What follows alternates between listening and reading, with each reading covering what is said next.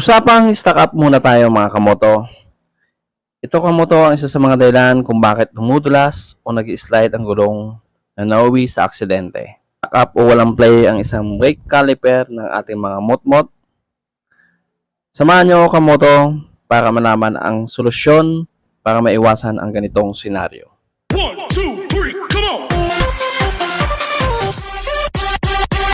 Ito mga kamoto sa lahat ng motor na gumagamit ng disc brake, lalo na sa unahan, gamit ang 12mm na Y-range o T-range para baklasin ang mismong brake caliper.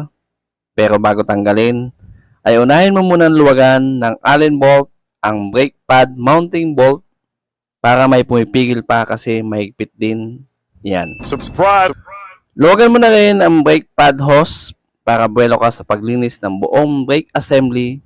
Kapag maluwag na, pwede mo nang baklasin mismo